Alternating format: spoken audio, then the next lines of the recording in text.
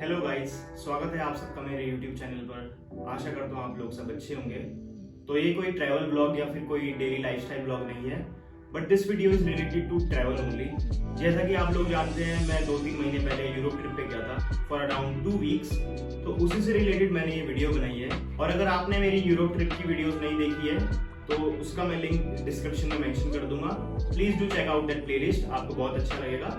And do support me on the channel. और video के title से आप लोग समझ ही गए होंगे कि ये वीडियो किस बारे में है। So it's all about how you can plan your Europe और एनी इंटरनेशनल ट्रिप स्मार्टली। तो वीडियो स्टार्ट करते हैं। दोस्तों, जब भी हम कोई ट्रिप प्लान करते हैं स्पेशली इंटरनेशनल, तो 2 से 3 फैक्टर हमारे माइंड में होते हैं।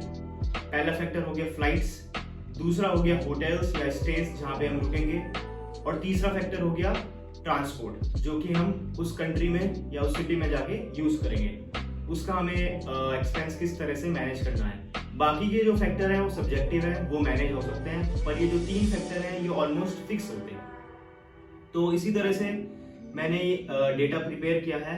अपनी यूरोप ट्रिप पे जाने से पहले भी मैंने एक बजट प्लान किया था, क्योंकि वो मेरी सोलो ट्रिप थी, वो भी इंटरनेशनल। तो मेरे को सब कुछ खुद ही बजट प्लान करना था कि ऑलमोस्ट मेरा कितना खर्चा होगा, क्योंकि हर कोई एक एस्टिमेट लेके चलता है। बिना एस्टिमेट के तो कोई अपनी ट्रिप प्लान नहीं करता, वो भी इंटरनेशनली, स्पेशली यूरोप या यूएस जैसी कंट्री। तो फर्स्ट फैक्टर जो हमारा है वो है फ्लाइट्स का round trip ticket. Adding on that part, मैं जुलाई के लास्ट वीक में गया था फॉर अबाउट 2 वीक्स। सो वो पीक सीजन था यूरोप का, because it's summer time. So उस टाइम हर चीज के tickets, everything is on a higher side. तो हो सकता है उसकी वजह से मेरा थोड़ा बजट ज्यादा हो रखा हो, जो मेरा टोटल एक्सपेंस है। But I calculate that thing accordingly. तो मेरी फ्लाइट थी न्यू दिल्ली से एम्स्टर्डम की, और जो वापस की फ्लाइट थी वो थी वियना से न्यू दिल्ली। इसमें भी आपको क्लियर कर दूं, तो जो शेंगन वीजा जो कि यूरोप की कंट्री प्रोवाइड करती है, उसमें almost I think 26-27 countries cover होती हैं। तो सेम वीजा में आप with in the Europe territory आप घूम सकते हैं, जो भी आपकी वीजा की वैलिडिटी होती है। तो इसी वजह से मेरा जाने की जो फ्लाइट थी वो नीदरलैंड्स की थी, और वापसी की मेरी ऑस्ट्रिया से फ्लाइट थी। तो मेरा जो फ्लाइट का राउंड ट्रिप का टिकट था वो ऑलमोस्ट 75,000 का था, जो कि मैंने मार्च या अप्रैल में बुकिंग कर दी थी। और ये पीक सीजन था, इसी की वजह से मेरे को अराउंड 70 से 75 हजार रुपए का टिकट पड़ा। But this can vary as per the season, और इसमें आप 10,000 प्लस और माइनस कर सकते हैं। हो सकता है ड्यूरिंग विंटर्स, जब उसका थोड़ा ऑफ सीजन रहता है यूरोप में, उस टाइम आपकी टिकट 50 से 55 हजार की हो जाए राउंड ट्रिप, और हो सकता है ये 80 हजार तक भी जाए प्रॉपर पीक सीजन में, अगर आप ऑलमोस्ट 1 महीना पहले बुक करते हैं। तो इसका मैंने 75,000 का लिया है। जो सेकंड फैक्टर है वो है स्टेज, होटल्स, हॉस्टल्स, जहाँ पे हम स्टे करेंगे ड्यूरिंग आवर वेकेशन। तो पर्सनली मैं रिकमेंड करूंगा, अगर आप सोलो ट्रिप पे जा रहे हैं या फिर फ्रेंड्स के ग्रुप में जा रहे हैं, वेदर इट्स योर फीमेल और male friends, so I would prefer that you should go for hostels. Hostel में रहने का पहला प्लस पॉइंट ये है कि वो थोड़ा बजट फ्रेंडली होते हैं। ये नहीं है कि बहुत सस्ते हैं एज कम्पेयर टू इंडिया, मतलब काफी महंगा, पर as compare to international prices hostels का रेट काफी सही है। सेकंड पॉइंट है उसके अंदर, आप हॉस्टल्स में रुकते हैं, डोरमेट्रीज में रुकते हैं, आपको ऑल अराउंड द वर्ल्ड वहाँ पे लोग आते हैं सारी नेशनलिटी के, तो उनसे आप सोशल गैदरिंग बढ़ा सकते हैं, आपकी अच्छी जान पहचान हो सकती है, नॉलेज बढ़ती है बेसिकली, अगर आप दुनिया के अलग अलग कोनों से आए हुए लोगों से मिलते हैं। तो ये 2 पॉइंट्स हैं जिसकी वजह से हम हॉस्टल बुकिंग करनी चाहिए। But if you are going with your family or you are couple, so I would recommend कि आप होटल्स बुक करें। तो इसका मैंने अराउंड 3500 रुपीज पर नाइट का मैंने इसका डेटा बनाया है, और ये भी वेरी करता है season two season.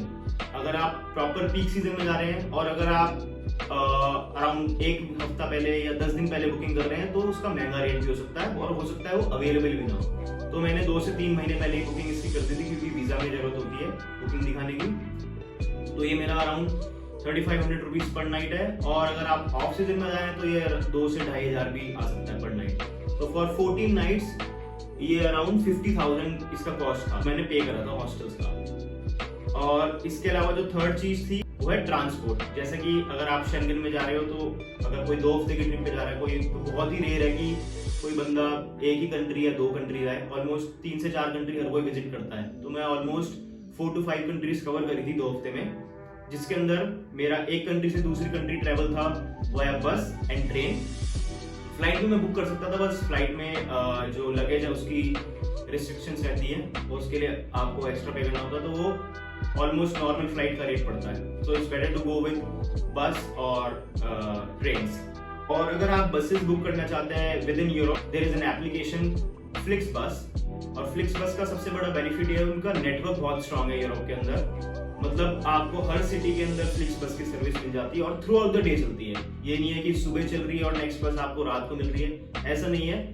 Through out the day हर 1-2 घंटे में आपको फ्लिक्स बस मिलती है और बहुत ज्यादा एक्सपेंसिव नहीं है, नॉर्मल कॉस्ट में आती है और स्केड्यूलिंग बहुत अच्छी है। मतलब मैंने ऑलमोस्ट 8 से 10 बसेस बोर्ड करी थी अपनी इस ट्रिप पे और आप मान के चलिए बहुत ही रेयर है कि कोई बस 5 से 10 मिनट भी लेट हुई हो अपने स्केड्यूल से। तो ऑन टाइम चलती है हर चीज, कोई दिक्कत नहीं है। इसके अलावा मैंने बसेस भी बोर्ड करी थी और उसके लिए आप ओमियो ऐप यूज कर सकते हैं और उस ऐप के अंदर डिफरेंट कंपनीज की बसेस ट्रेन्स दिखाता है and from there you can choose as per your convenience. तो इसका मैंने कॉस्ट निकाला है ऑलमोस्ट 15,000 रुपए।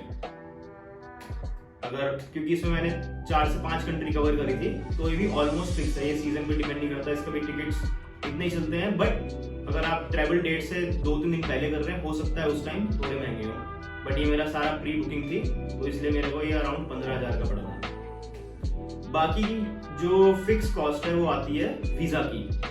तो जो शेंगन वीजा है उसकी 80 यूरोस की फीस है। सो 1 यूरो में 90 रुपए अगर हम लेके चले तो अराउंड 7200 का वीजा हो गया, प्लस VFS की फीस लगती है अराउंड 1300-1400 रुपए और प्लस जो डॉक्यूमेंट्स आप प्रिंट करते हैं ऑलमोस्ट मेरे ख्याल से 60 से 70 पेज के मेरे डॉक्यूमेंट्स लगे थे पूरे उसमें वीजा फाइल में। तो इसकी मैंने कॉस्ट राउंड ऑफ करके निकाली है 9,000 रुपए, जो वीजा में आपको कॉस्ट बेयर करनी होती है। बाकी जो है वो है ट्रैवल इंश्योरेंस। ट्रैवल इंश्योरेंस आपको $50,000 का करवाना होता है अगर आप यूरोप जा रहे हैं और it can vary as per your duration of the trip. बहुत सारी थर्ड पार्टी वेंडर्स हैं इंडिया में, like Tata, Reliance, an number of vendors आते हैं, उसकी लिस्ट होती है कि कौन कौन सी कंपनी से आप इंश्योरेंस करवा सकते हैं। तो मैंने टाटा से कराया था and it costed me around 1500 rupees. तो फिलहाल हमारी जो ऑलमोस्ट फिक्स कॉस्ट है वो है फ्लाइट की 75,000 रुपए, hostels 50,000, visa documents 9,000, travel insurance 1,500 और हमारा ट्रांसपोर्ट का विच इंक्लूड्स बस, ट्रेन, ट्रैम, मेट्रोस एक्सेट्रा वो है 15,000 रुपए। तो ये जो कॉस्ट है आप ये मान के चलो, ये सीजन के हिसाब से इसमें फ्लाइट्स और हॉस्टल्स ऊपर नीचे हो सकता है, बाकी के तो फिक्स है। बाकी का जो मेरा इस ट्रिप पे खर्चा हुआ था जो मेन है वो है टुमारोलैंड। तो टुमारोलैंड इज जिसको नहीं पता is one of the biggest music festival that happens in Belgium. Main one मतलब बेल्जियम में होता था, अब तो ऑल ओवर द वर्ल्ड पूरे साल होता रहता है विंटर टुमारोलैंड अलग अलग जगह पे। तो बट मेन है जो बेल्जियम, जो मैंने अटेंड किया था। तो ये हर एक की ट्रिप में नहीं होगा, जो प्री प्लान करता है उसकी टुमारोलैंड का आएगा, बट मेरा ये खर्चा हुआ है तो इसको मैं इंक्लूड कर रहा हूँ। तो इसका मेरा सिंगल डे का पास था, प्लेजर पास, वो अराउंड 21-22 हजार रुपए का था। बाकी ट्रांसपोर्ट और जो अंदर ब्रेसलेट में आप रिचार्ज कराते हैं, क्योंकि अंदर if you want to buy any drinks or food you can't pay through cash, आपका वहाँ कैश या क्रेडिट कार्ड नहीं चलेगा, आपको एक ब्रेसलेट अलाउड होता है और उसी के अंदर आप टॉप अप करा सकते हैं थ्रू क्रेडिट कार्ड और कैश, और वो पॉइंट्स को आप रिडीम करते हैं bye purchasing any drinks or food. तो इसका मैंने टोटल कॉस्ट लगाया है 30,000 रुपए एक दिन का टुमारोलैंड का। बाकी इसके अलावा जो मेन खर्चा है वो है per day expense. Per day expense में आपका आ गया जो आप वहाँ पे ट्रिप पे रह के जो भी आप फूड, ड्रिंक्स और जो भी फेमस अट्रैक्शन है उसके टिकट्स, बीट म्यूजियम और anything, any activities like amusement park, Disneyland, anything. तो उसके अंदर फूड, ड्रिंक्स और फेमस अट्रैक्शन मैंने इंक्लूड करी है कैटेगरी में, और इसका मैंने एस्टिमेट निकाला है 3,000 रुपीज पर डे। ये ज्यादा भी हो सकता है और किसी दिन कम भी हो सकता है। तो ऑन एन एवरेज 3,000 रुपए मैंने पर डे का निकाला है, क्योंकि खाना महंगा है यूरोप में। खाना का मतलब हर चीज ही महंगी है, बट मैं अगर आपको अपने एक्सपीरियंस से बताऊं, अगर आप कोई नॉर्मल स्नैक्स भी लेते हैं लाइक आप फलाफल और any roll, burger, pizza slice, तो वो भी अराउंड 6 to 7 यूरोस का आता है। तो ऑलमोस्ट आप छोटी से छोटी मील को भी आप अराउंड 500 से 600 रुपए लेके चलिए, इतना आना ही आना है कोई भी आप मील, और ऑलमोस्ट 3 मील तो बंदा खाएगा। और उसमें अगर आप फुल मील कोर्स कंज्यूम करते हैं तो it can go up to 2,000 rupees ऐसे। तो इसलिए मैंने 3,000 रुपए इसका पर डे का कॉस्ट निकाला है। तो ये मेरा 2 हफ्ते का कॉस्ट अराउंड 42,000 आया था।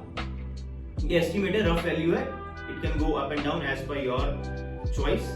Last but not the least, ये इसके अंदर आ गया शॉपिंग, मिसलेनियस और यूरो करेंसी। तो शॉपिंग जो है वो डिफर करेगी इंडिविजुअल टू इंडिविजुअल, इसकी कोई लिमिट नहीं है। कोई बंदा 10,000 की शॉपिंग करेगा, कोई 1 लाख की करेगा, कोई 10 लाख की करेगा, कोई 5,000 की करेगा। तो ये तो सब्जेक्टिव थिंग है। तो इसमें भी मैंने अपना मतलब शॉपिंग काफी करी थी, उसका मैंने इंक्लूड नहीं करा, बट मैंने एवरेज लिया है इसका 30,000 रुपए। 30,000 रुपए कईयों को बहुत ज्यादा लग सकता है, पर इसके अंदर मैंने शॉपिंग, मिसलेनियस और यूरो करेंसी।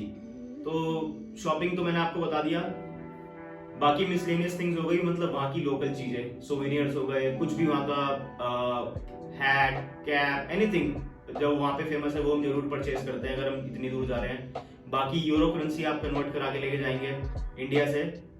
तो इसमें भी मैं आपको बोलूंगा बहुत ज्यादा कैश कैरी करने की जरूरत नहीं है, क्योंकि वो एडवांस कंट्रीज है, हर जगह क्रेडिट कार्ड यूज होता है। तो आप नॉर्मल कैश लेके जा सकते हैं, क्योंकि जैसे मैं हॉलस्टाइड में गया था, वहाँ पे कैश ही लेते थे, कोई क्रेडिट कार्ड, कोई पेपाल वगैरह कुछ यूज नहीं हो रहा था, सिर्फ कैश यूज हो रहा था। तो यूरो करेंसी आप ऑलमोस्ट रखिए 200 से 300 यूरोस एटलीस्ट रखिए अगर आप सोलो ट्रिप पे जा रहे हैं। बाकी क्रेडिट कार्ड के बारे में अगर आपको पूछना है कि कौन सा क्रेडिट कार्ड यूज करना चाहिए, क्योंकि मैं क्रेडिट कार्ड यूज किया था उसमें कोई फॉरेक्स फीस नहीं लग रही थी, जितना अमाउंट था उतना ही मेरा डिडक्ट हो रहा था क्रेडिट कार्ड से। No international transaction fees was incurred on my credit card. तो उसके बारे में आप कमेंट डाउन। उसके अंदर एक और चीज है network provider, SIM card. Internet की जरूरत पड़नी है, मैप्स के लिए, कुछ भी चीज हो वहाँ पे ट्रांसलेट करना हो, हर एक को फ्रेंच नहीं आती है, जर्मन नहीं आती है, तो साइन लैंग्वेजेस आपको ट्रांसलेट कर सकते हैं, तो इंटरनेट इज मस्ट। तो इसके लिए एक एरालो कंपनी है, उसमें ई सिम की सर्विस प्रोवाइड करते हैं। तो उसमें शायद मैंने 3,000 रुपए का सर्विस ली थी, जिसमें मेरे को ऑलमोस्ट 10 से 15 GB का डेटा मिला था, एग्जैक्ट मेरे को याद नहीं है। तो 2 से 3,000 रुपए का आप उसमें ई सिम की सर्विस ले सकते हैं, एंड जैसे आपका डेटा खत्म होता है उस पर आप टॉप अप कर सकते हैं। तो इसको मैं सारा अपना एक्सपेंस को सम अप करूं तो ये अराउंड 2.5 लाख रुपए आता है, जिसके अंदर मैंने अपना 30,000 रुपए का टुमारोलैंड का एक्सपेंस भी डाला है, शॉपिंग, मिसलेनियस थिंग्स भी डाली 30,000 रुपए की। तो अगर इस चीज को मैं हटा देता हूँ तो आप 2 लाख रुपए में यूरोप की 2 हफ्ते की सोलो ट्रिप कर सकता है आराम से, विदाउट एनी हसल। मतलब कोई इसमें बजट नहीं है, नॉर्मल है। कोई मैंने ऐसा वहां पे जाके कॉस्ट कटिंग नहीं करी किसी भी चीज की कि नहीं मेरा ये मन कर रहा है, मैं नहीं करता हूँ कि बजट कंस्ट्रेंट, कुछ नहीं। मतलब जो मेरा मन किया वो मैंने करा। तो अराउंड 2 लाख रुपए में आप अपना बजट प्लान कर सकते हैं। इसमें आप 20 से 30,000 प्लस और माइनस कर सकते हैं एज पर योर चॉइस। बाकी तो मैं ये कहूंगा, जब मैं यूरोप नहीं गया तो पहले मैं भी सोचता था यार यूरोप और यूएस कभी जाना होगा, मतलब बहुत एक्सपेंसिव कंट्री है।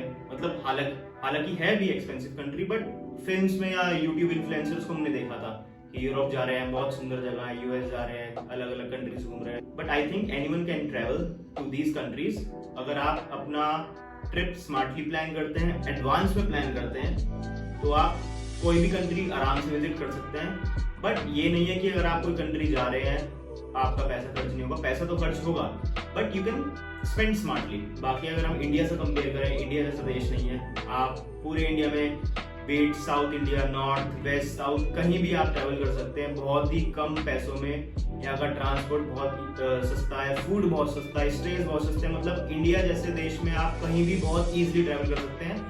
तो मैं तो यही कहूँगा, जैसे कि मेरी भी ड्रीम डेस्टिनेशन थी पेरिस, टुमारोलैंड, एम्स्टर्डम, इसी तरह से बहुत लोगों की ड्रीम डेस्टिनेशन होगी यूरोप के अंदर जाना, प्राग, चेक रिपब्लिक या यूएस विजिट करना। तो हर कोई जा सकता है अगर हम अपनी ट्रिप स्मार्टली प्लान करें। बाकी जो शेंगेन वीजा है वो भी एक बहुत बड़ी हसल थी अपने में, क्योंकि 60 से 70 पेज की फाइल लगी थी। अगर किसी को शेंगेन वीजा के बारे में कोई क्वेरी है या कोई क्वेश्चन है, या फिर कोई अपनी यूरोप ट्रिप प्लान कर रहा है and someone wants to know how you can prepare the documents for Schengen visa, they can comment down below or they can ping me on my Instagram. This is my Instagram ID. Follow me there as well. And if you find this video helpful or informative, please do subscribe to my channel, like this video, share this video. Bye bye, take care.